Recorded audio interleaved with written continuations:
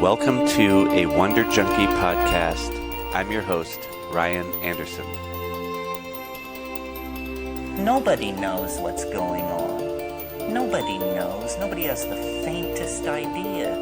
The best guesses are lies. You may be sure of it. Cool, Maz. What's up, brother? Thank you. What's up? Nice to meet you. Yeah, you too. It's nice to meet you from across the world. You're in Denmark, I'm in Arizona. So we've been trying to do this for a while, but you ended up having a ruptured eardrum, which we were just talking about. That sounded pretty painful. Yeah, it was very painful. So I was kind of paralyzed for a few weeks, but I'm close to getting back now. Yeah, that's good. Yeah, well, I've been following your work for quite a few months now, and I don't know who turned me on to you, but I've been following a lot of the quantum biology type folks. I've had Gerald Pollack and a lot of really interesting people on this show because I've become really fascinated with circadian health and mitochondrial health and movement in general, Ido Portal back in the day, and I've had Cameron Shane, these guys. So anyway, I started to get into your stuff and seeing that you're deeply obsessed, it seems, in a good way with understanding biomechanics and fascia. And so I'm really enjoying your short videos on Instagram. I have not taken your course, but I'd love to dive into who you are, how you became the man that you are, sharing all this knowledge with people all over the world. It's pretty awesome. Yeah. So. Yeah, well, I guess it started in 2014. I was deeply depressed back then. I was just started in the fitness industry. And I guess my lifestyle was pretty fucked up, I assume, because I was still in the mainstream fitness. I was just being hired as a personal trainer, and as a young guy, I was just out every weekend doing drugs, doing a lot of alcohol and all that stuff. And I believe that if we don't listen to the small signs that the universe give us, then at some point the universe will take the decision for you. And I guess my depression back then was the universe way of saying you need to do something with your life. Well, so I became depressed and developed severe panic attacks. So all of a sudden one morning I just woke up and it was the scariest shit I've ever tried. And people who have tried it before will know that it's a terrible feeling. So I had to pause and consider for a moment my life and what I wanted to become and what I wanted to do with my life, because definitely it wasn't hanging out every weekend in the city and drinking alcohol and doing drugs. So I took a break, and something led me to the Great Pyramid of Giza for some reason. Has nothing to do with the human body, but again, it ended up having. And something just didn't add up, because everything I learned in school about ancient history and all this stuff was like this sort of linear evolutionary path to where we are today. We should supposedly be the smartest beings in human history. But diving into the Great Pyramid of Giza taught me something else, because this monument was utterly impressive, like utterly. It consists of 2.3 million stones or blocks, each weighing between 2 tons and 80 tons. Like, that's a bunch of SUVs. And they are so closely fitted together that you cannot slid a piece of paper in between each of those. And there are 3 pyramids there. At the time they were built, they were aligned directly with the Orion belt in the sky. Like, these are just some of the astonishing facts. And I dove deeper into it, and I figured out that it was not only in Egypt that these pyramids were, they were across the entire globe. And then there was Easter Island with these massive statues. There were Göbekli Tepe. There were Nazca lines, which is major figures that you can only perceive from the sky. So I was like, what the fuck? Why didn't anyone teach me this back in school? And then I tried to draw some parallels to the role of the human body in which the business that I was in. So I thought that if we don't know our past, then how the hell are we supposed to figure out the future? So I dove deeper into the history of mankind, and fast forward a lot of years to 1911, where John D. Rockefeller went into the business of medicine, because I knew that we were fucked up as a human species, and we still are. But that really was a turning point back then, because back then doctors were unemployed, they were private, they had close relationships to their patients, and we were pretty rooted in vitalism, so holistic medicine and herbs and all that stuff. But John D. Rockefeller was the richest man in the world at that point, and he chose to spend his fortune on medicine. So he told the medical industry that he gave them all their money, but he wanted to control their curriculums. So Hmm. basically, that was the entrance, or that was the transition from vitalism to reductionism. So now we were based on pharmaceutical drugs because he was the most powerful man in the world back then. So he Hmm. could introduce this new business, which was profitable to him. And to this day, today, we are still deeply rooted in this fucked up system, basically, medical system. So I just put two and two together and found that there was much more to life than this boring existence that I was in, and that gave me some hope for my future and set me on to my new path of discovering the human body. Because I thought that if we don't know anything about our past history, then what do we know about the human body? So from Hmm. being a mainstream fitness guy, I went on to this adventure of going as deep as possible into the human body that I could possibly do. And like back then, I had a pretty good business. I had some of the best football players in the world, the Danish national team. I coached many of them, but it still felt like there was something missing. Like Hmm. everything we talked about in this business was diet and physical exercise, but that's not the human body. So I went more into holistic health and biohacking and longevity. And then fast forward to 2019, I guess I stumbled upon fascia. So when I went to anatomy school, we were taught that fascia was just this dead tissue. Like when you carve the Christmas turkey, you pull off the fascia, this annoying thick layer, and you throw it out. And I guess that fits for dead tissues. But for living tissues, fascia was a whole other thing. So I started to incorporate fascia through movements, because Hmm. fascia is connected into the human body via these patterns, and it functions as tensegrity, meaning it doesn't undergo the normal laws of gravity. So tensegrity, everything within the system stabilizes each other. And that was when I figured out that posture is actually pretty damn important, because Hmm. if the tensegrity system doesn't work, then your posture will compensate. Right. Um, so that was when I figured that out and try and started to incorporate that more into what I was doing with my clients. And it's only actually within the last year that I incorporated the quantum biology part into this, which shows us that fascia may be much more than that. Hmm. And I That's guess you have fascinating. already talked with some of your guests about this, like Jared Polak and the EC water. Yep. I'm curious when you talk about getting into fascia, what was your introduction to it? Because I actually didn't know even that word, other than, like you said, just this abstract word of the body. We sort of just disregard it, but then you find out it's like this incredibly intelligent system. Mhm. And my friend Jacob, I think he was interviewed by Ben Greenfield years ago, maybe in 2019-ish. Wow. And he was talking about the detrimental effects of foam rolling because we're just mashing fascia. And he was deep into the system called LDOA. And LDOA was something I discovered when I hurt my low back many years ago. I did the L45S1 common low back injury, right? Just from bad movement patterns. And Yeah. it's very, very common.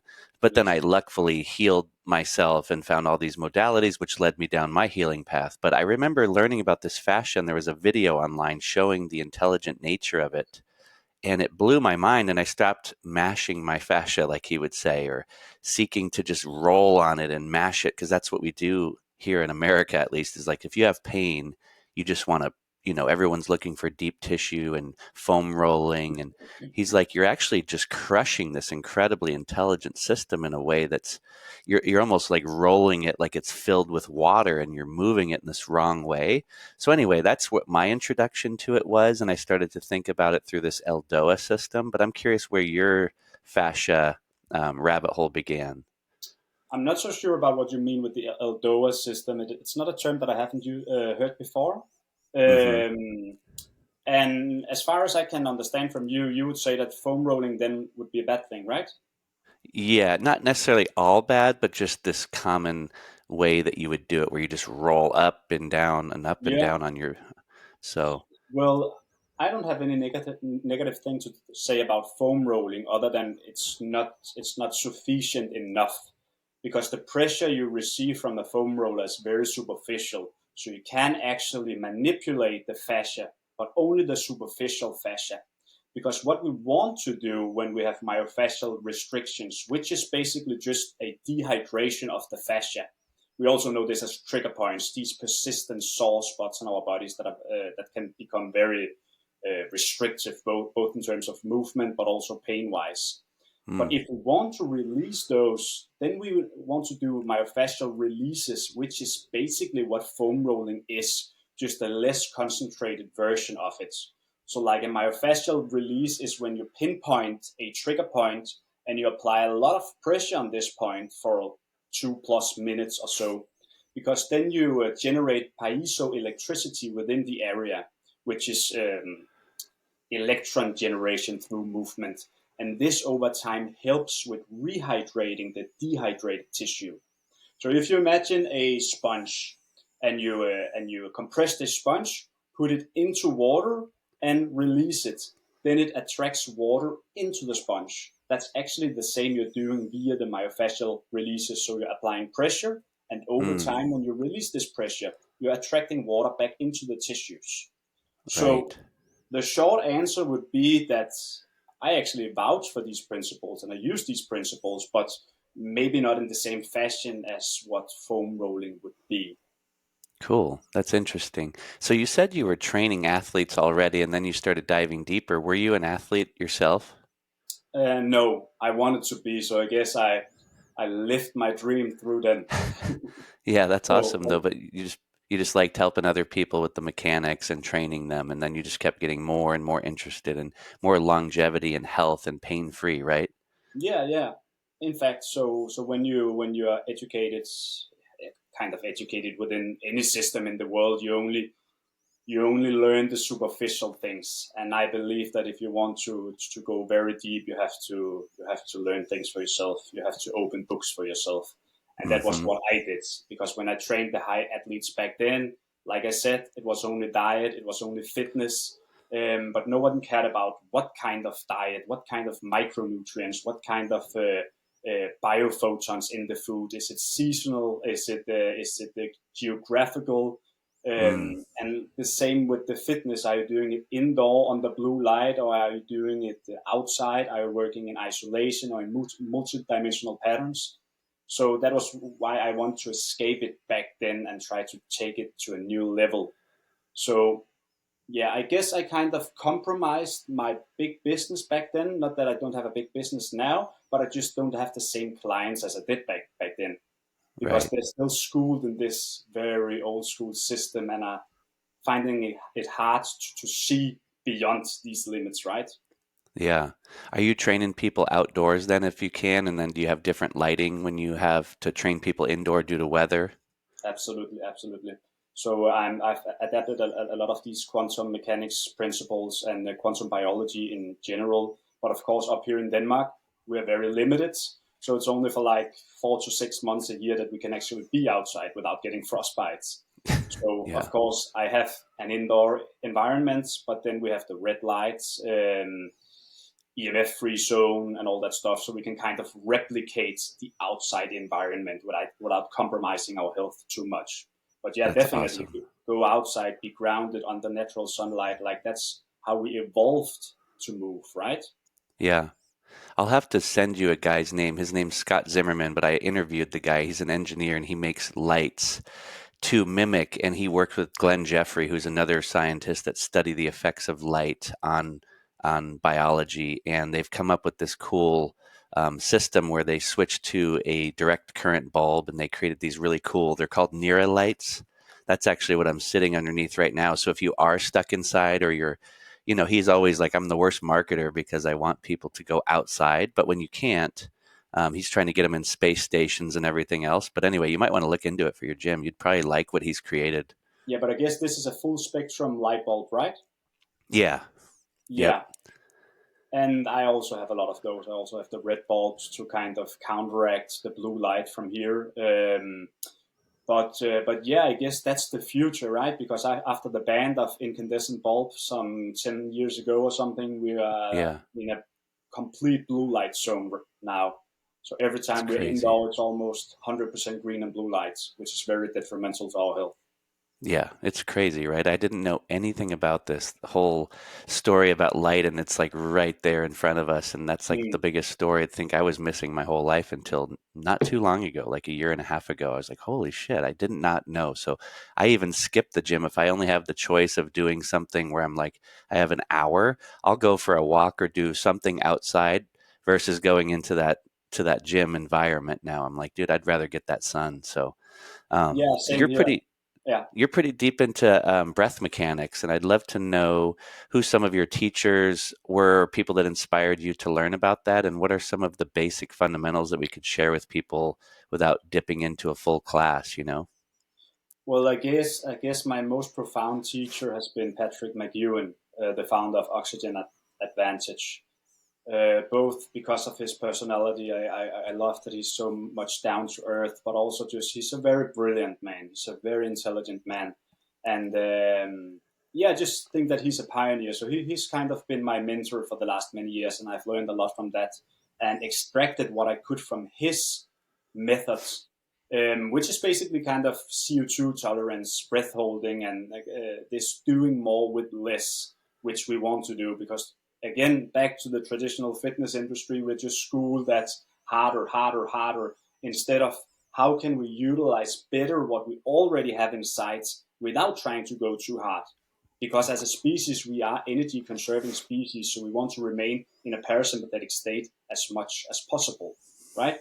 So that was some of the parameters that I learned from him. But most of the stuff that I do and teach in my method is actually from a more biomechanical perspective. So a lot of what I've learned of anatomy and fascia, I've extracted and put into the system that I do. So we do this. I call it RSA breathing: release, strengthen, and activate. So first, we need to release the muscles. Like I told you about the myofascial releases, we can also have restrictions in our breathing muscles. So we have a lot of breathing muscles here, and of course the diaphragm. If these are restricted, you cannot expect to become a better breather. You cannot expect to strengthen them or to learn how to activate them. So first you need to release any pre-existing restrictions in these muscles so they can function optimally. Then you need to strengthen them. And you can do that by either breath holding or by the system that I created, which is weight training for your respiratory muscles. So just like you would take a dumbbell and exercise your bicep curl, we can apply bands to the thorax because the thorax is holding most of your respiratory muscles. So when you compress your thorax through these bands and you breathe, inhale against them, you are inhaling against resistance. So these respiratory muscles are contracting against resistance, just like any traditional exercise would do.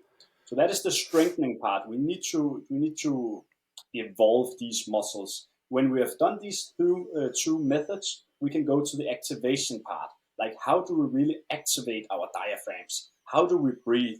We need to breathe through our nostrils. We need to have a tongue that is resting at the soft palate all the time in order to engage our posture and strengthen our mouth. And then we need to learn how to activate our diaphragm because 90% of breathing coaches say breathe through the stomach. But inside the stomach, there are zero respiratory muscles. So if you're merely expanding your stomach, you're just doing a mechanical movement. So we need to actually do rib cage breathing, because when we expand the rib cage, both in front and laterally and at the back, 360 degrees, we are activating our diaphragm. So these are some of the methods that we do in order to learn how to breathe properly. This is like the 101 of breathing before we can enhance to learning how to tolerate CO2 better and train with mouth tape and all that stuff. That's awesome. Yeah, I love that. So is that when you do your 10-week course, I believe, is that where you start with people? Is a lot of the breathing first, or where do you start? Yeah, it's level two. Level one is also the myofascial reset, because again, fascia is controlling the entire body. That is the sheet Mm, that is enclosing the entire body. So if we have restrictions on the fascia, you cannot go deeper into your biomechanics of breathing, all that stuff. So number one is always fascia, myofascial reset. Then we move on to breathing, because breathing is also a fundamental part of the human body. And then we mm, can progress further. And I've developed this system again because what I saw in the mainstream fitness was, again, we have one emphasis, and that is hardcore training. Go up and do bodybuilding or do some plyometrics or do some high intensity work. But if your body is dysfunctional, which 99% of people are because of modern sedentary lifestyle and dysfunctional movement patterns in general, well, then we cannot evolve. We need to fix the foundation first, a principle mm. that modern medicine don't approach. Yeah, I love it. Yeah, I wish I was learning this stuff when I was a young man, but you find it through injury or bad behavior that you go, okay, I need to correct. Yeah, And the older I get, I've been doing firefighting for 20 years, and I still see, I've been trying to evolve the way that I think about movement and mobility and trying to stay healthy and pain free, of course. But your workouts definitely look completely different. Your lifestyle shifts, and people don't understand it. So from the outside looking in, it looks sort of lazy, or people go, "You're not sweating enough or doing enough," because we always think you're supposed to be grinding and pushing, and that everything's all go. And I think that's where a lot of the culture in fitness, if you want to call it that, or whatever, just in health in general, people are just always thinking it has to be this all go, and they don't believe in the rest and recovery and the all these yeah, little holistic pieces that you're putting together, which are actually the foundation, it seems. So, you know, yeah. But like I said, we have fostered a generation where harder trumps smarter for some reason, and we have forgot the basic principles that we are just like animals, energy conserving creatures. We need to conserve energy. We need to rest. But somehow today we have adopted this belief that we need to train hard and we need to compensate for the calorie use that we do for training hard, that we need to somehow count calories now and try to eat more to compensate for our increased training intensity, right? And that is just all wrong. But again, I believe it's all an agenda that is drawing parallels to the medical industry, that we need to somehow believe that we're doing something for our health, but we are not. And again, every time you are in doubt of whether you're doing things correctly, look outside the window. Look at the animals. What are the animals doing? They're grounded all the time, natural light all the time, moving multidimensionally, conserving energy, eating what they can find in nature. So it's basically very, very simple. yeah. That's amazing. I feel the same way. It's like the most complex stuff is usually the wrong approach. I think I Yep. remember hearing even Ito saying high tech shoes, low tech feet. But it's Mm, like that same philosophy with almost all things, like machines and the gyms. And I'm like at the point now where I almost don't need a gym. I need more of like a pull up bar, maybe some rings, some basic fundamentals, and then movement space. A lot of grass, a lot of sunshine if I can get it, but it's funny. And I did learn from Patrick too. I think he's phenomenal. I'd love to get him on the show. He's so articulate, and I went through his Oxygen Advantage course, and I highly recommend other people do that too. I think it's just yeah. foundational for just being a human being, learning about the breath, building that relationship with the breath. So that's cool. Yeah, Um, but it's also ironic, right, that we have to learn about the breath. Like we are born good breathers. If you take right. any baby, like almost any baby, they don't have any breathing difficulties. They're just breathing naturally through their nostrils. And it's only when we give them pacifiers, when we stop breastfeeding, when we let them snore at night because we think it's cute or whatever we think, and we feed them soft foods, then we fuck them up. So we are all born perfect human beings, but we just screw up through adolescence. Yeah. And then sitting in chairs in school, indoor, terrible lighting. It's all like, it's almost the opposite of what a human being should be doing, right? Um, Absolutely. I'm I'm curious about some of your other steps in your course. If you want to just rattle off some of the phases, and you don't have to go deep, obviously. I'm going to send people to your link, but I'd love to hear some of the steps and how that looks. Is it a 1 week you focus on the myofascial part, you learn about it, you start implementing it, and then you go into the next week of breath, but you keep that? How does it work? Yeah, we actually have 7 pillars. So if you imagine a pyramid, then at the base we have the myofascial resets. Number 2 is the breathing. Number 3 is the posture. Number 4 is the so-called biofeedback. Number 5 is mobility. Number 6, biomechanics. Number 7, fascial recoil. So Mm, we already talked about the base, myofascial reset, and the breathing. So the next is about posture. And again, I talked a little bit about the tensegrity thing, that I actually have a model right here where you can see the tensegrity here. mm, So tensegrity means that we don't undergo normal laws of gravity. Normal laws of gravity in any structure means, for example, that you have 5 pillars here, and on top you have another layer. And this is where gravity is doing the stability. Inside the human body, we don't have that stability. We have a lot of different layers where the fascia is acting as the stabilizing layers. So you can see here, every time some part of your body is doing a movement, the rest of the structure follows. This is tensegrity. So in a good tensegrity body, everything is in balance.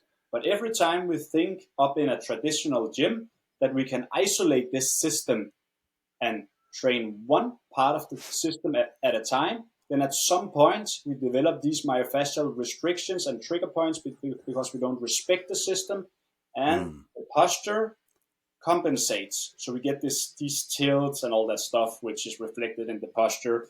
Scoliosis, for example, is a very common one where you have this S-shaped spine.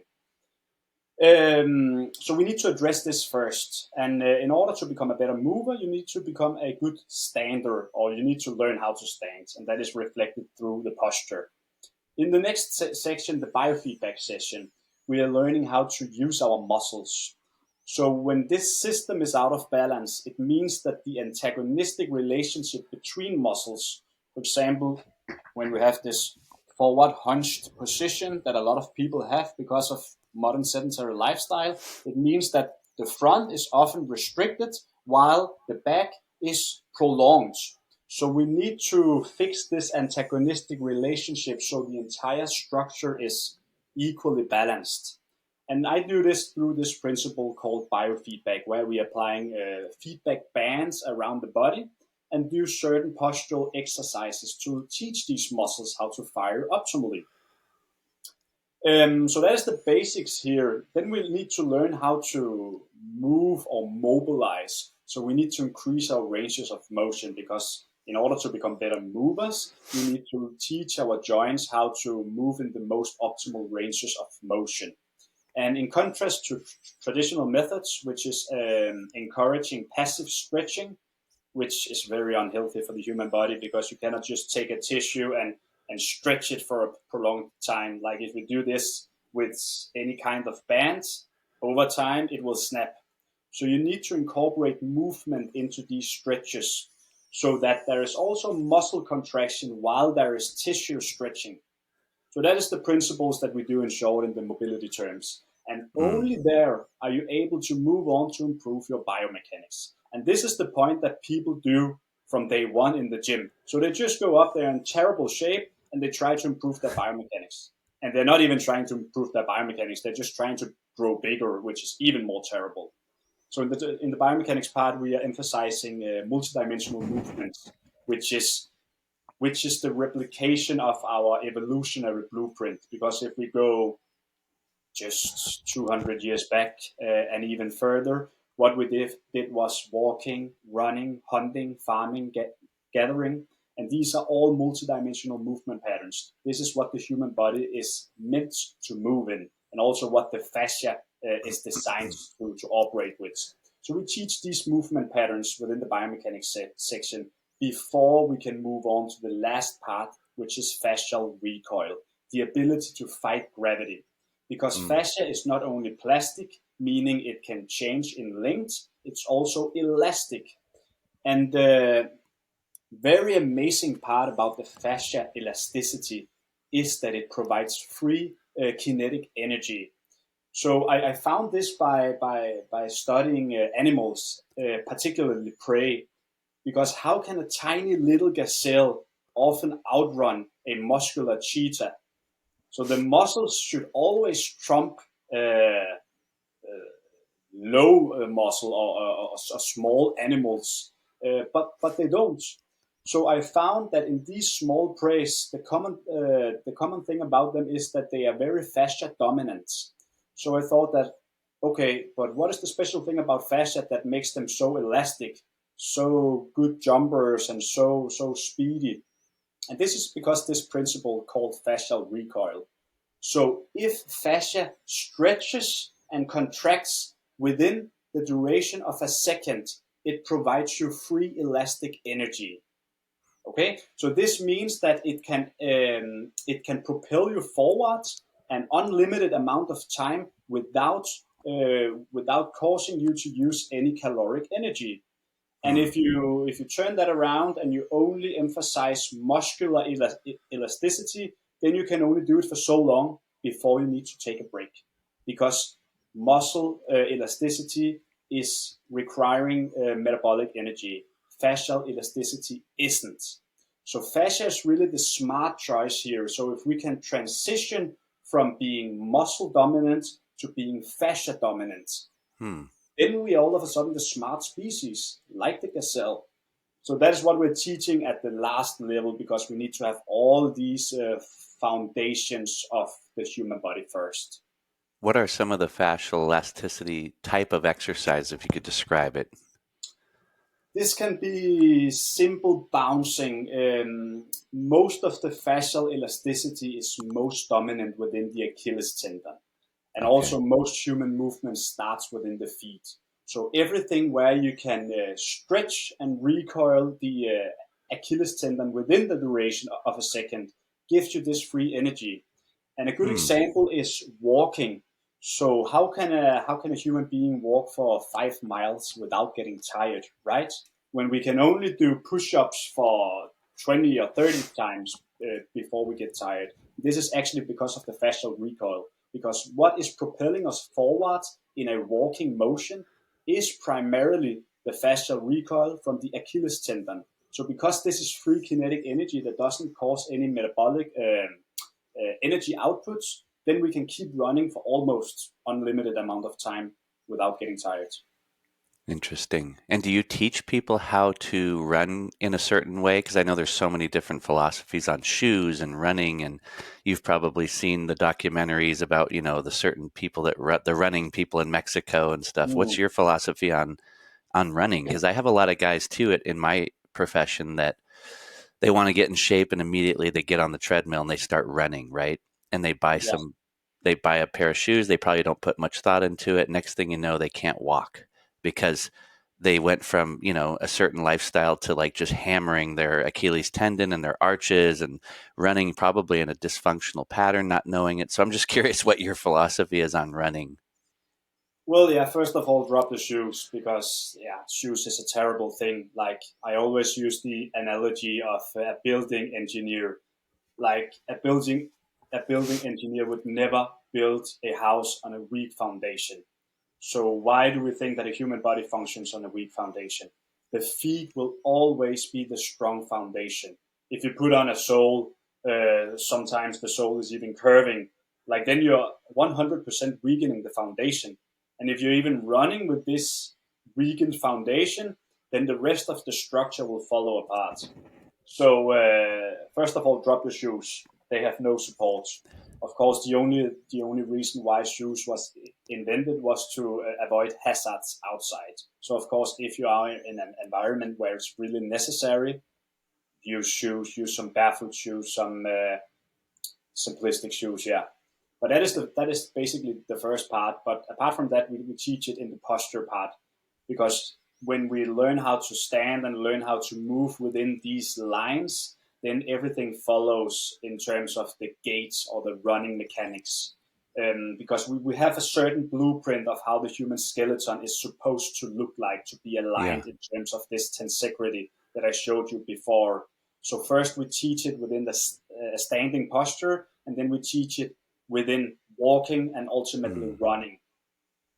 I like that. And so you definitely have probably seen a lot of that heel, mashing the heel because people are wearing a big sole or a big shoe, and then that starts to create the knee injury and the ankle injury and the hip injury. And like Yeah, you say, it's all tied together. I've seen that happen. It's like, don't just go start running on the treadmill or running outside if you haven't gotten some of the foundational principles down yet. I always think of it like an axle on a car. If you have a broken axle or there's certain mechanical issues and you just take it on a road trip, you've got some problems ahead of you, you know? yeah, definitely, definitely. And also back to the barefoot part. Barefoot is also the evidence that we are designed to land on the forefoot primarily. And the byproduct of wearing shoes is that we are forced on our heels. So already right there, we are creating issues. And apart from that, also because of the exaggerated support from the soles, we're no longer utilizing our Achilles tendon. So back to the fascial recoil thing that we're completely losing by giving our children shoes on from the day that they're born almost. So Mm, normally, evolutionary, we are born to land on our forefoots. And when we land on our forefoots, also we are creating this elastic recoil on our Achilles tendon. So we don't want to lose this part by putting on shoes. That's the foundation of running mechanics. got it. I love that. And then do you have a favorite shoe that you use? I know I like wide toe box shoes, minimalist shoes myself, but do you have a favorite like Definitely. brand or shoe out there that you could recommend for people to start with? I have an affiliation to someone called Bahe, and first of all, I only do affiliations if I've first used their products. So it's not a thing that I do to earn money or publicity or anything like that. So Bahe has, I think they are the only one in the world who has barefoot shoes, like with a white toe box, but also grounding technology inside the shoes. So they're designed with a conductive soles that are able to be conductive with the Earth's electromagnetic field, so that you can be grounded while wearing shoes. And I guess that's what's got me into that brand. I think that was amazing. You can also do that by wearing animal leather shoes, because leather is naturally conductive. So back in the days when we had these simplistic leather shoes, we were always grounded. But we aren't today when we wear rubber. So I think Bahe is a great brand also because they're still stylish. I don't want to run with the or walk with these brown leathery shoes, so I'm still too yeah. How do you spell that? The Uh, shoe. Bahe. Oh, Baje. Okay, cool. I wasn't sure how you'd spell. I'm gonna look into those. That's cool. And I'm curious when you're doing strength training, are you into kettlebells or because you said obviously you're like, I don't want to isolate and just pick one body part. What's your methodology for strength training? Well, my methodology for strength training is that we need to, instead of put an excessive amount of load to isolated body parts, we need to distribute this load throughout the entire body. That's what I call multidimensional movement, because you're moving in multidimensional plane. Hence, you are distributing the load to the entire body. Almost 100% of your muscles are engaged through these movements. So what kind of training do I do? I mainly use a cable tower with a horizontal load, because all types of horizontal loads you can engage in these multidimensional patterns because you're moving against gravity while moving forwards. So we can do a lot of Hmm. different stuff and rotational stuff in there. So that's mainly what I do. Kettlebells, also a lot of dumbbells. But I guess the common thing to say about this is haven't trained with a weight above 20 kilos for the last 10 years or something. 20 kilos is for me very, very heavy in terms of what I do. because you need to distribute load throughout the entire body. Fascia don't want you to put all the load on one muscle, which is why mainstream fitness can work with heavy weights, with very heavy weights, because you're putting so much load into such a little area. That's fascinating. Yeah, and you're pretty, you have a lot of muscle mass. People don't really believe this, but you can have a lot of muscle mass by training low weight and do Definitely, this functional definitely. movement. And Yeah, a lot of people are like, "Oh, I don't want to lose muscle mass. I'm trying to gain muscle." And I'm like, "You're going to have to keep doing those repetitive, heavy sort of static lifts as you get older, and it's only going to create more pain, more problems. And for what? To walk around and have this bulky, I mean, to each their own, but I'm always like, is that the right orientation, or is it more about pain-free movement, health, and feeling good in your body and being able to, yeah, get up and off the floor? And so it's just yeah. But interesting. well, think about it. The ancient statues in Greece um, showed very profound um, bodies, very aesthetic bodies, very good postures. And I assume back then they didn't do traditional weightlifting. So this is what you can expect from doing multidimensional training, from hunting, from fighting, from doing whatever they did back then. So I think that is the baseline of the foundation of what we can expect to achieve by doing multidimensional training. So I don't think it's even necessary to go above that. Like, why would you compromise your movement longevity and your health by doing bodybuilding? Because we see that people who do too much bodybuilding, their posture suffers, and within 10 or 20 years, their bodies are screwed. Low back pain, neck pain, whatever. Yeah. Yeah, it's definitely overrated, and it's a thing that most people in their 20s, most young men in their early years want. They want to be big and they want to look good aesthetically, but aesthetics only take you Yeah. so far. It's like, man, how do you feel? Yeah, and I think again, like with everything else, that's a problem with our system, because I was also like that, and I guess you was also like that. Like we have our idols, like the things that we want to be like, to look like, and the way the system talks to us is the way that we becomes. So if we idolize these norms and these celebrity figures, then that's what we look for. So we need to make health mainstream, I guess I should say. So I guess that's normal for people that just want to go to the gym to look better, because they don't know what health really is. Yeah.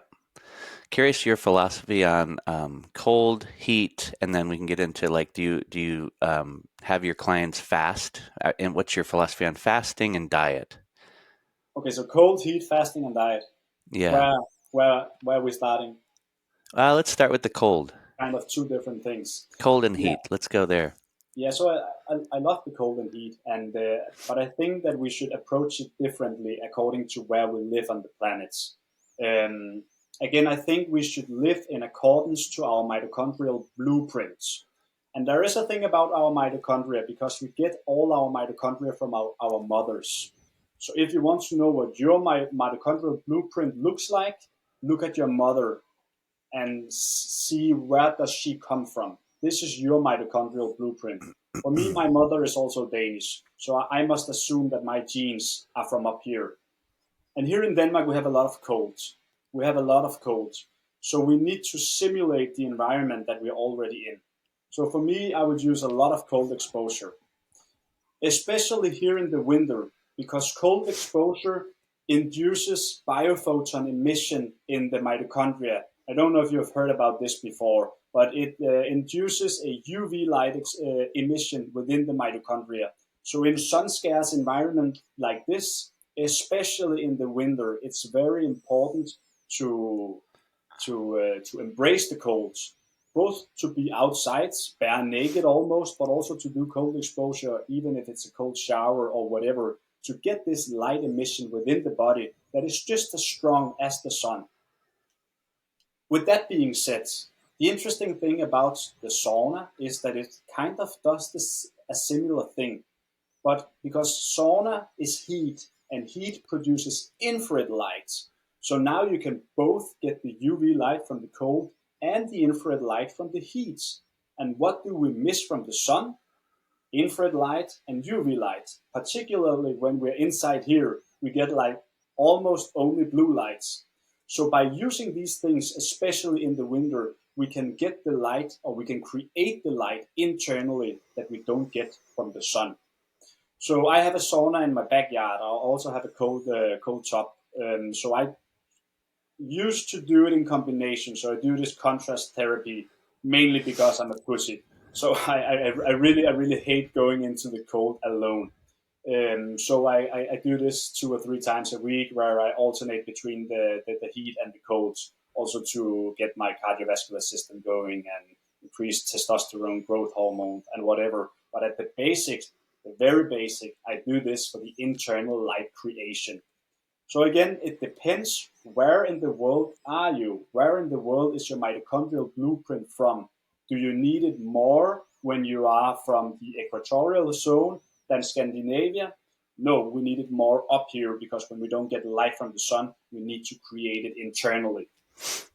Yeah, that's fascinating. I remember hearing first that concept of creating light within from Dr. Jack Kruse. I don't know if you ever heard that one with Andrew Huberman on Rick Rubin. It was like 7 hours. And He's I one of my listened mentors, to it, yeah. I think, yeah, like 3 times I had to hear that episode because it was Hmm. so cool to hear how he breaks that all down. I was like, my God, this is fascinating. I recommend that to anyone that wants to geek out on that subject matter. He is very, very smart, and I'm very fortunate to have him as my mentor for the last couple of years. I've learned so much from him. He's really the master of quantum biology, and I think he's got a lot of people into this field, which is also the future of health. So we cannot deny that part of nature. No. That's awesome. I didn't realize he was your mentor. That's pretty cool. Yeah, I was so lucky to have him on my podcast a few years ago, and then from that point, I've talking to him regularly. He's writing the foreword to my next book, also. Very pleased about that, because he is just brilliant. Yeah, definitely. That's really cool. So let's talk a little bit about food and fasting Yeah, and what some of your ideas are with that. Obviously, it's a complex thing and it's individually based, depending on many variables. But yeah. Again, I would say it depends on where you're from. It depends on where your mitochondrial blueprint is from, because certain types of people need different food than others. Um, Always look outside your window. What can you find in nature? If you cannot find it in your local environment, then it's irrelevant for you. Both because of the micronutrient density that is severely declined because of the travel from Cambodia or wherever you're finding your bananas, to the biophotons also within the foods that is also very diminished. It's kind of like when you take food and put it in a microwave oven. That's the same kind of outcome you do when you buy food that comes from the other side of the globe. So you need to look outside your window. What can you find? Again, from a people living closer to the equator, that is more vegetable and fruit based, because they have access to this more. But for me, I would say in the 55th latitude and above, it's much more animal based, because in 6 months of the year, we have only animals, we have dairy, of course, we have a lot of roots, but that's basically it. Then in the summers, we can grow vegetables, we can grow berries, but in the winters, we have roots and we have meat and dairy. So that's what we are supposed to live by. That also brings another perspective, that you cannot be a vegetarian in the northern latitudes, because evolutionarily you have never had access to these kind of foods. So that's the principles I live by. Where in the world are you? Look outside your window. What can you find? What can you grow? This is what you're supposed to eat. You can eat bananas from the other side of the globe, but the nutritional value, the vibrational value of the food is just diminished to a point where it doesn't matter. So if you want to gain the vitality from your food, these are the these are the rules that you need to follow. yeah, So in terms of fasting, I also look at it from an evolutionary point of view, because science, after all, now has showed us that there are immense benefits from fasting. So my theory of evolution is that we must have had a long gap of fasting or not eating before we have been hunting or collecting the foods. So in terms of evolutionarily, that's why I think that fasting is a good idea. And then I can only refer to the studies of longevity and all that stuff.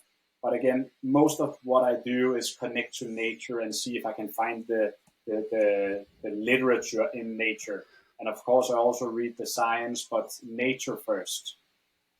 Yeah, no, I agree, and it's awesome for people to hear that. And it's especially like with the vegan and vegetarian movement, you see it just crush people. And I would imagine it has a lot to do with what you just said, that mitochondrial blueprint. If you could get people to just look into that piece before they jump into that diet in particular.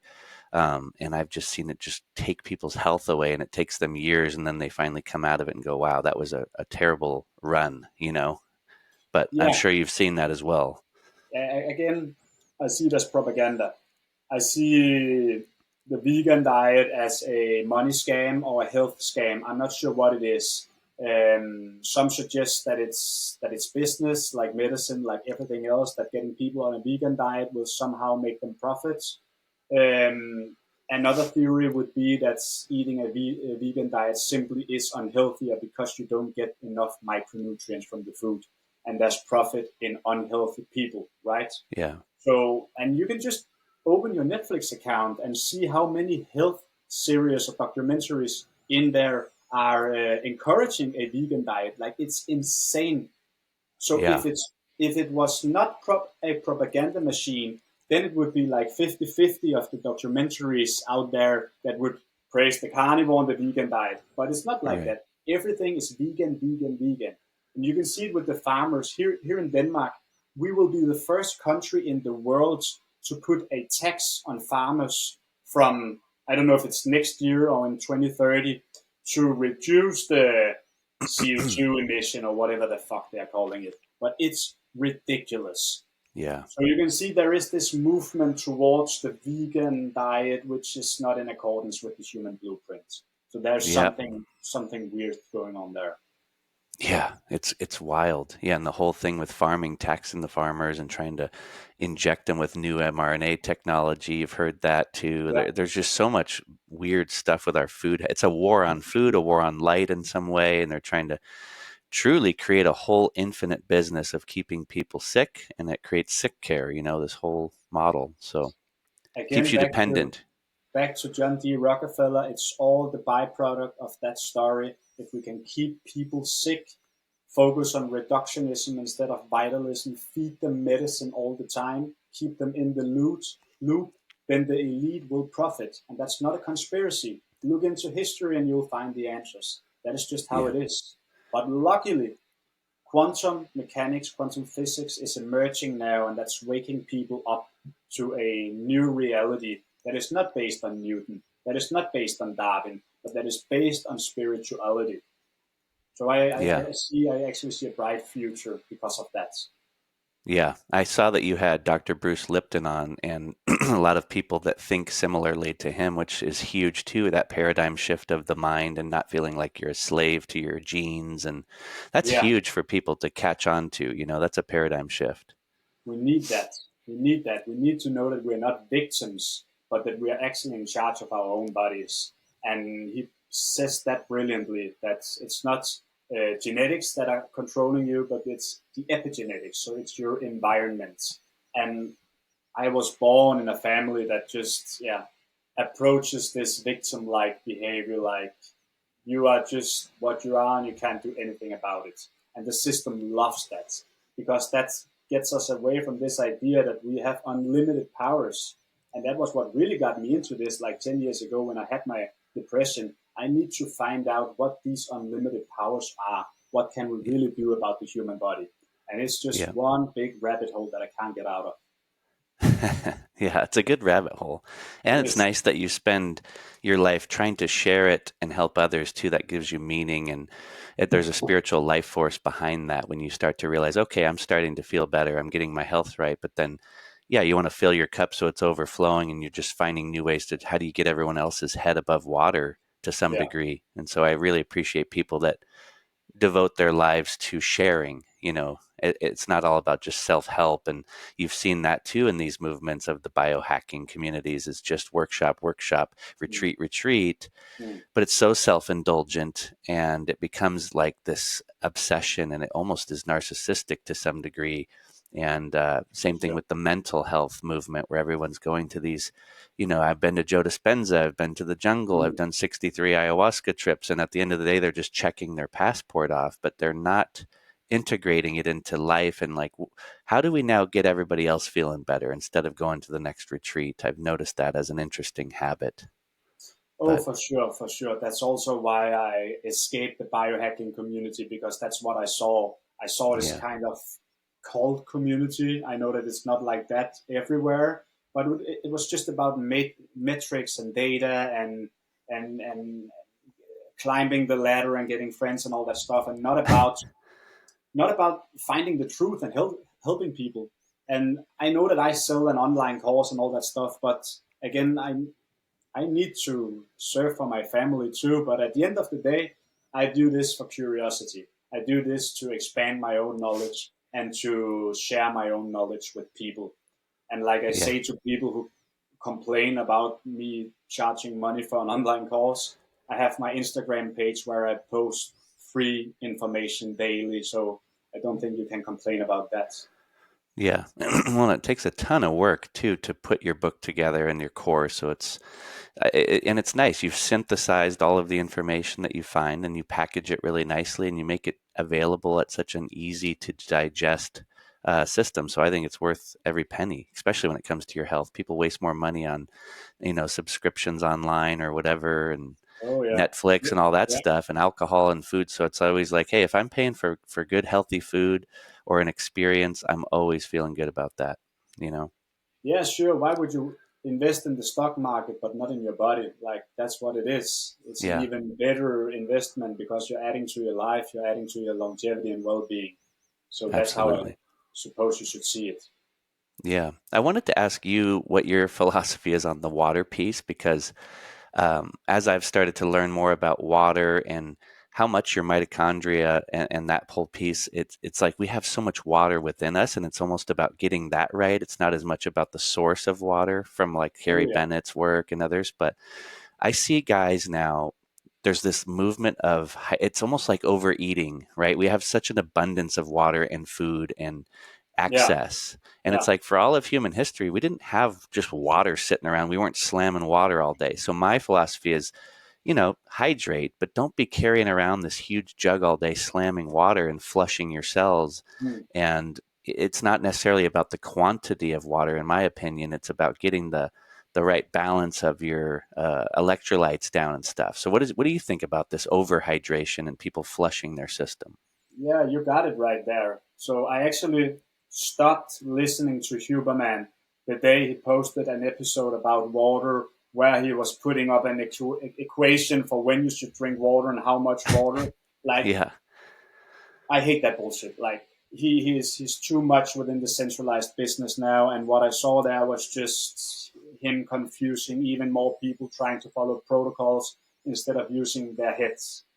So it's not about chugging water. It's not about drinking water. It's about making your body utilize the water, but also produce water, because water is produced within the mitochondria in the electron transport chain.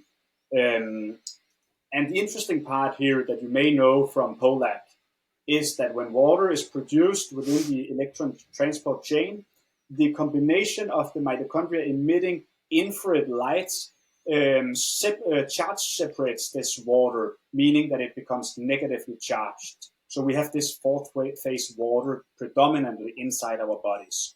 So the job for us is not to chuck water, which is often tap water and all other toxic stuff, but to utilize the water that is already within our bodies so we can hydrate our systems. Again, back to the myofascial part that is very dehydrated by nature because of our lifestyles.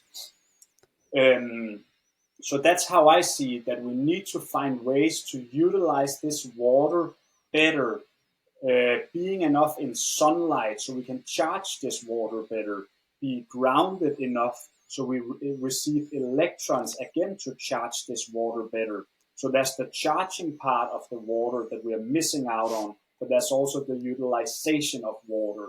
And the utilization of water mainly comes from movement. And it doesn't come from any types of movement. It comes from multidimensional movement. Because again, if we are isolating movement, then we are isolating the hydration as well. We're not allowing the hydration to flow within the system.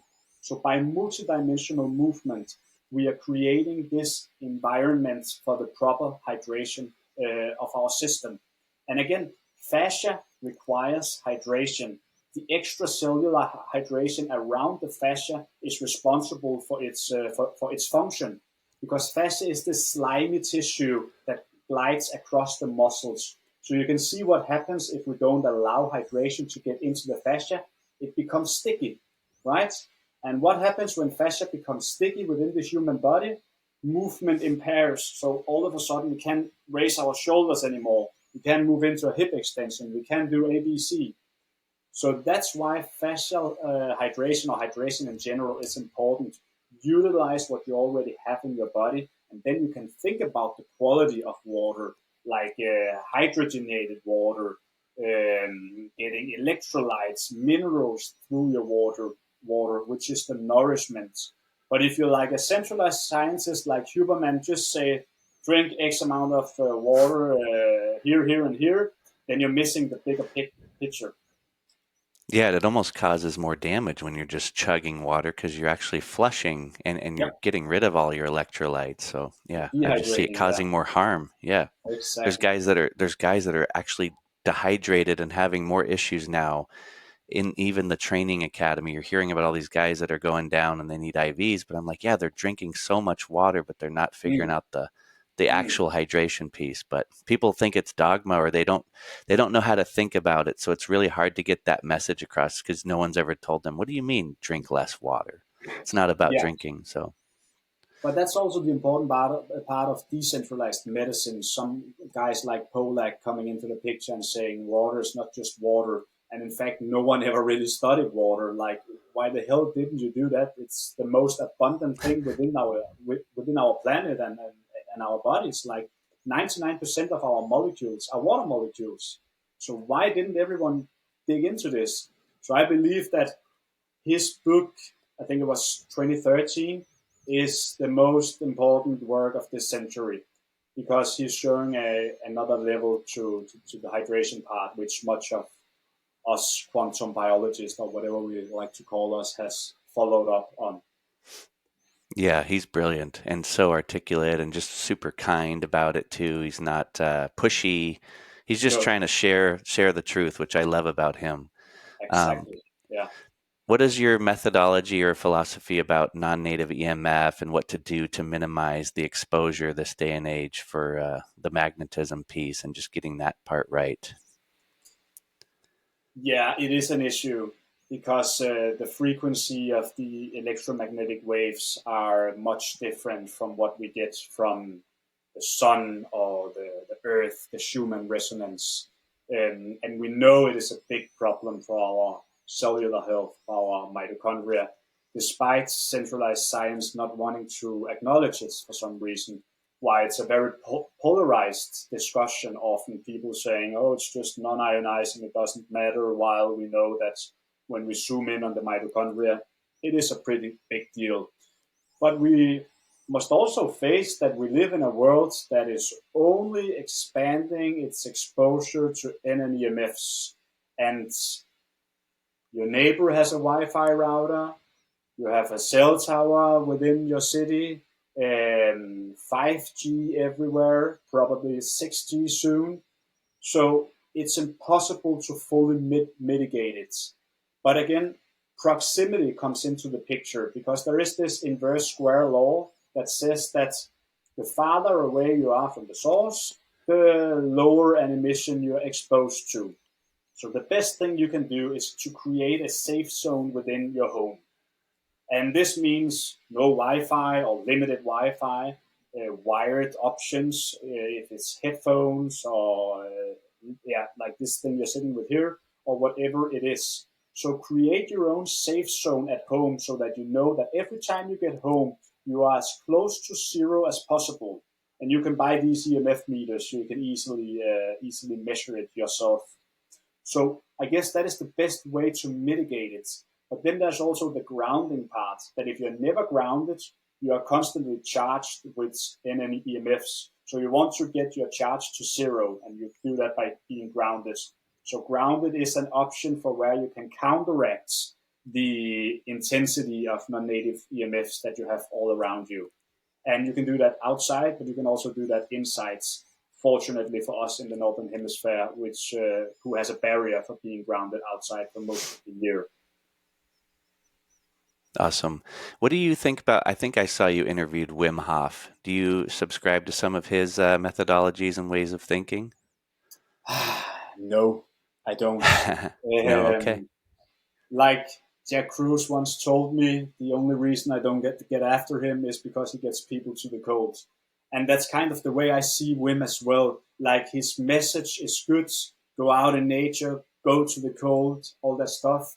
And I think he's a great guy too. He's just a kind old man, but it's very simplistic. So he's definitely not seeing the bigger picture. Why I don't subscribe to his idea that much anymore.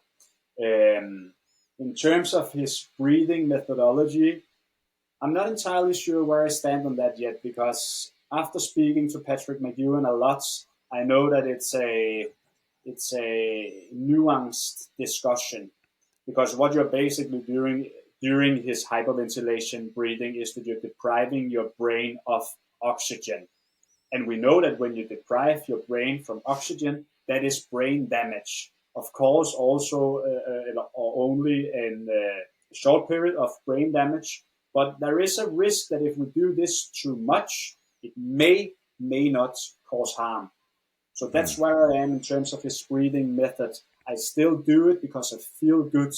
I really feel like I'm going into some psychedelic trance. And I also believe that we are, because we know that when we're doing hyperventilation combined with deep intrinsic muscle contraction, we are accelerating the cerebrospinal fluid up from the base of the spine up towards our pineal gland. So my hypothesis is still that despite what some people might think could be a small brain damage, could in reality just be this psychedelic trance. And I've Hmm. been down to Wim a lot of times. I also know him personally. Um, and I've seen some crazy shit down there, like people people bursting out in tears. I haven't yet burst out in tears during his meditations, but I've get into this laughing mode where I just couldn't stop laughing, and I didn't know why. And I saw all these patterns, and my body down there, he got paralyzed. So he started shaking. He couldn't use his body, and when he woke up, he couldn't remember anything. So I know that there is something going on here.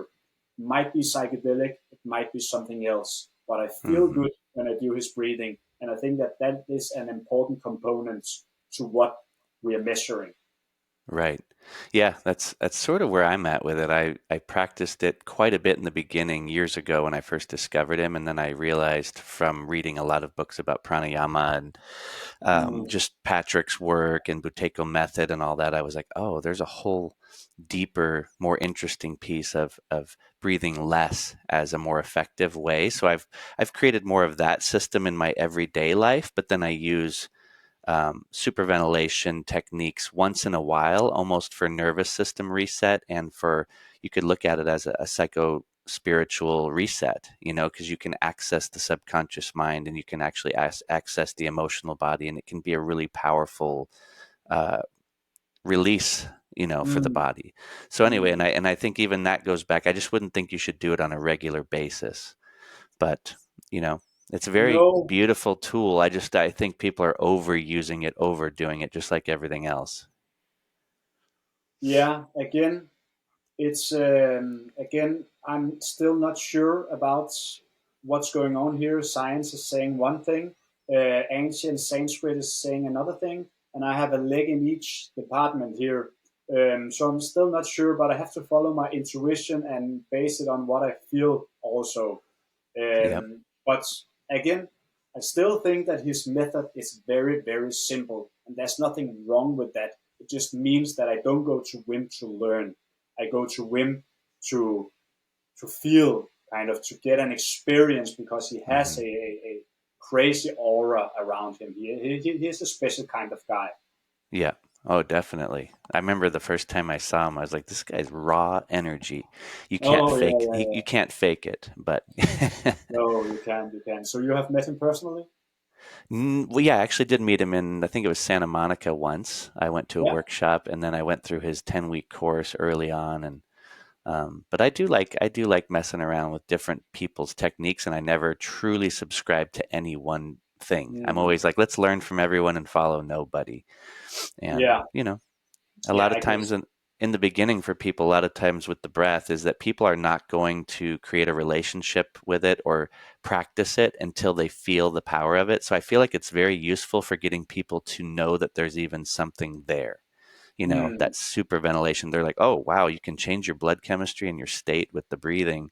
And I think it's important for people to just know that there's this powerful thing called breath, but maybe it's not to go down the rabbit hole and to use that particular method from that point forth, but just to know that you have this relationship that you can now cultivate, you know? sure. It depends on what the goal is, of course. If the goal is to just learn basic breathing skills, that's one part of the picture. Then I would approach someone like Patrick McEwen, someone like myself. If the goal is to get more psychedelic, more deep experience, I would go to Wim.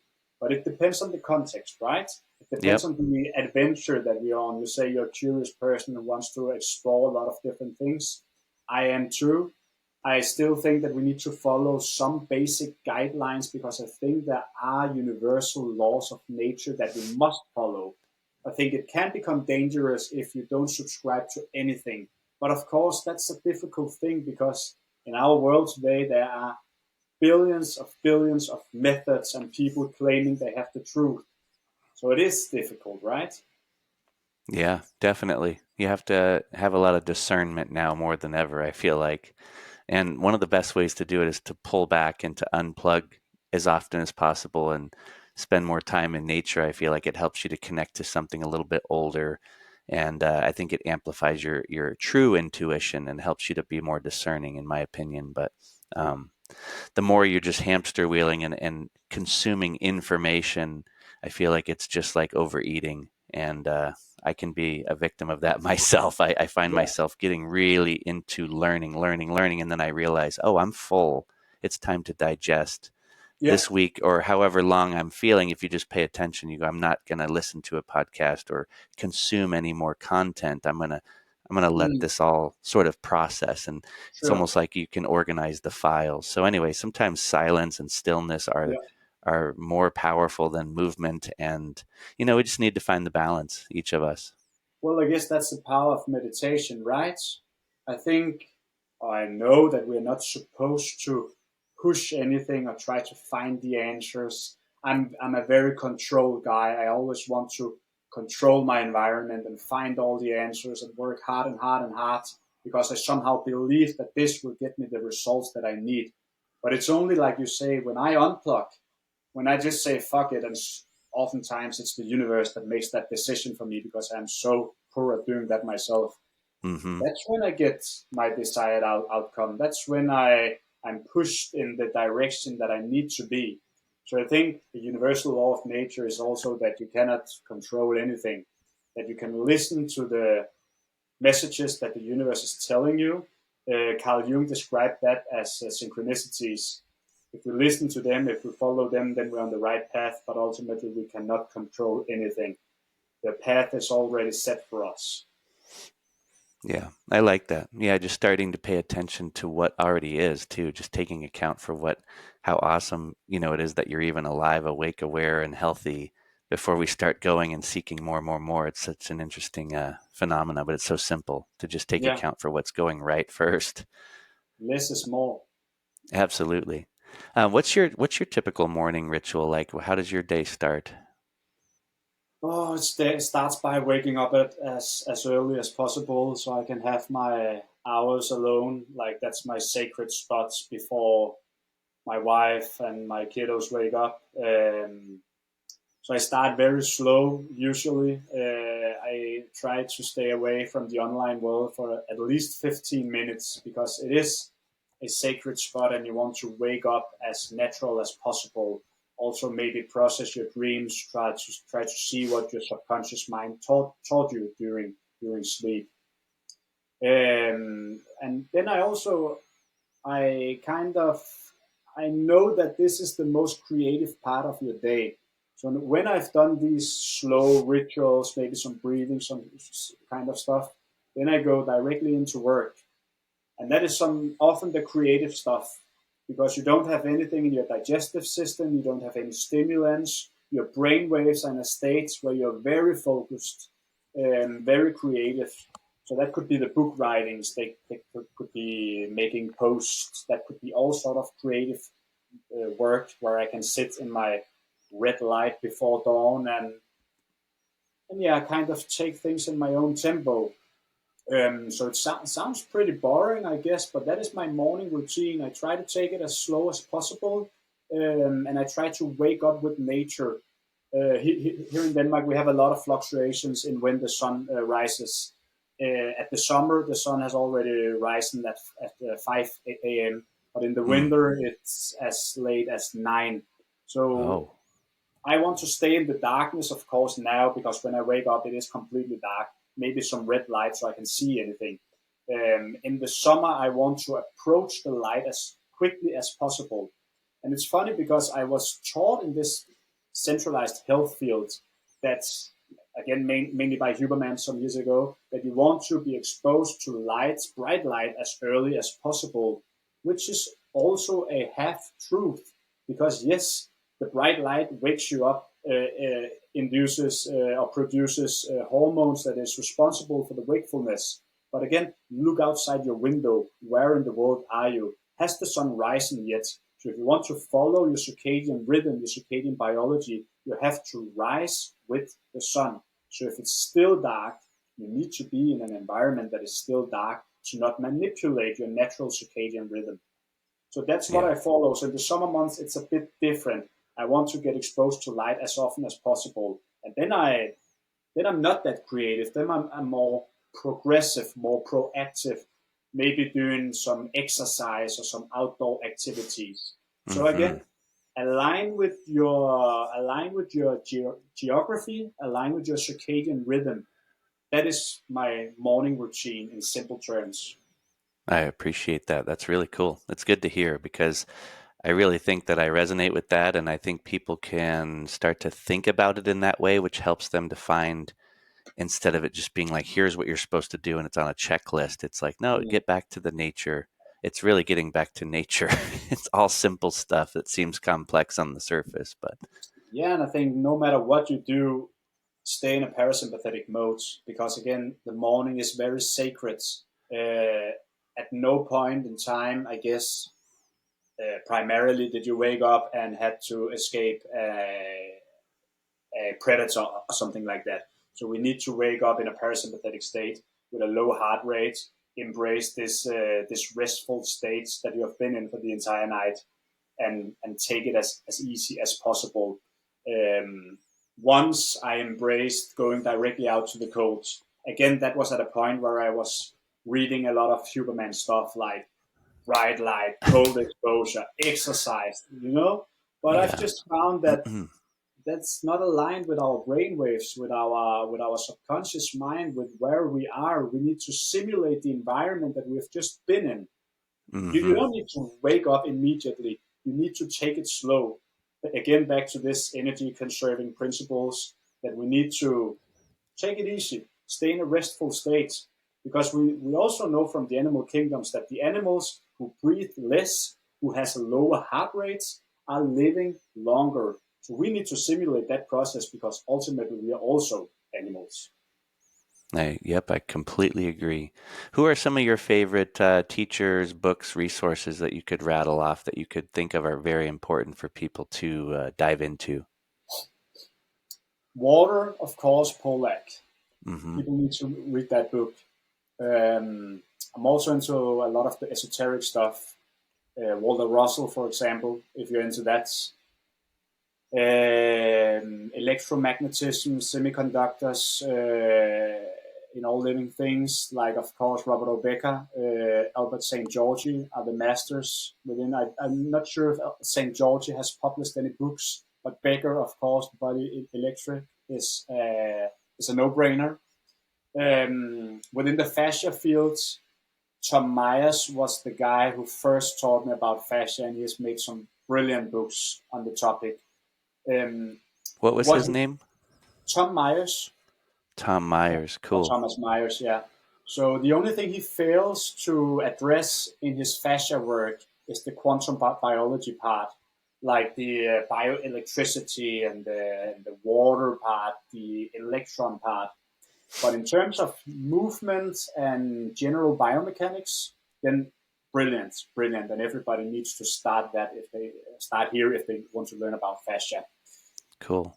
What else? What else? I guess that's basically it. That is the most profound that I can come to mind right now. What about a podcast that you listen to on a regular basis? Certain podcasts.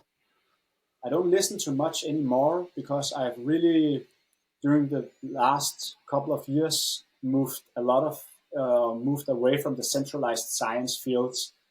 Peter Attia and Andrew Huberman and all the guests that Joe Rogan has on his podcast mainly, because I've really found that it's only half truths. So Yeah. all the hours I've spent on listening to their stuff has just been basically a waste of time.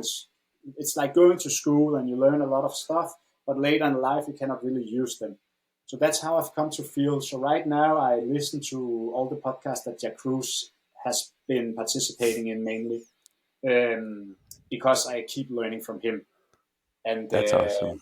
I guess that's basically it. I still love listening to Joe Rogan sometimes because I think he seems like a nice guy. But it's not to learn. So books is my primary place to go if I want to learn something new.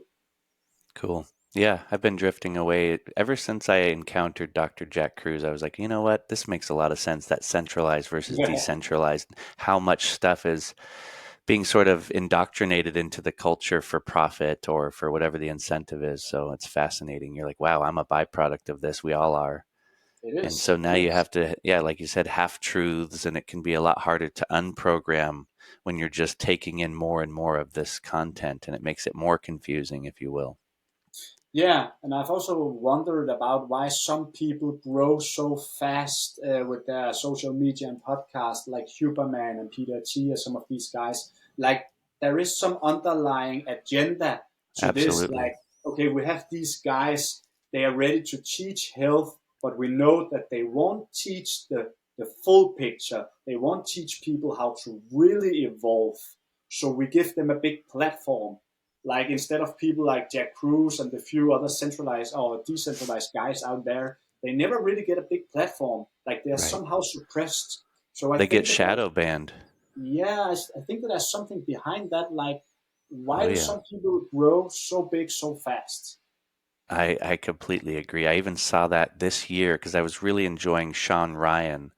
Yeah, He has the number one podcast now in the world. I think he even beat Joe Rogan when it comes to downloads. And it's funny because he presents as like this humble guy who started with his wife building the podcast, and overnight he's flying these guests in that are super deep intelligence, yeah, and they're coming to Tennessee or wherever he's at, and he's flying them in. He's got this huge platform, and you're like, this. I have friends like Kyle Kingsbury who's out in Austin. He's been in the podcast game for years, and he's brilliant. But he's had people like Mickey Willis and people like Dr. Peter McCullough, people that are mm, pushing back on the mainstream, whether it be yeah, COVID or whatever, and they get shadow banned, and that yeah, guy will never have a platform to be heard by people. So I do think there is a funnel and a funding, and it is driving the information for propaganda and for obvious mind control issues, or to drive the incentivization structure. So it's fascinating. definitely, yeah. Unfortunately, but that's the world we live in right now. Hmm. Well, I'm curious. I have one question I'll ask you. If you were going to die today, what would you want to share with the world? What would I want to share with the world? Oh, I don't know. I would maybe hand them over the book, the Qabalion, which is based on the seven Hermetic laws. Because what I found in my evolution is that there are some universal truths, and it's not the Bible, it's not the Quran, but it's the work that all these religions has been synthesized from. And if you ask me, that is the Qabalion. And part of what got me out of my crisis was reading these seven simple hermetic laws, because I just found that everything just clicked, started to make sense. Like there was just some laws describing everything, from the laws to polarity, to correspondence, to gender, to cause and effects. Like, for example, the law of correspondence suggests that um, everything comes and everything goes, right? So if you, no matter what state of mind you are in, the state will eventually pass. Doesn't matter if it's depression, if it's ecstasy, the state will eventually pass. It's the ebb and flow of the ocean. So this is one of the laws. The other law, another law, is the law of polarity, that two poles of one thing is basically the same thing, hot and cold, happy, sad. It's just varying degrees of the same thing. So it's just these simple basic principles that can describe everything in nature. When I found them, things just started to make sense for me. And I think that if people can learn these things, they will eventually become happier, because it's the blueprint of existence. And I think that's why so many people tend to religion. But I think religion is just a manipulated part of these universal laws of nature. Oh, I appreciate it. I've read that book multiple times and I've even given it away. It's such a cool, easy to read, fundamental book for me too. I found it and I was like, wow, this is where the languaging part, the reverse engineering part is for all of my subjective, whether it be in a float tank or it's that inner gnosis, if you will. And we all have access to it, but they did package it so nicely in that book. So that's awesome. Yeah, it's very interesting, because I think we live in a time right now where we need some answers. We need some truths, if there are any truths. So if we can find that from something that gives us spiritual meaning, I guess has a lot of worth, at least. Absolutely. Well, dude, thanks for your time today. It was fun chatting with you, and it'll be nice to share some of your wisdom with some people. And I'll be sure to link everybody to your book, your website, your course, and all that, so people can find you. Likewise, thanks for having me on. You seem like a good guy, and with the heart in the right place. So it was a pleasure being on your podcast. Thank you for that. Absolutely. Thank you. Thank you for listening to the episode. Be sure to subscribe to the show on Spotify, YouTube, and iTunes, and rate the show. I hope you enjoyed the episode. What we call reality is in fact nothing more than a culturally sanctioned and linguistically reinforced hallucination.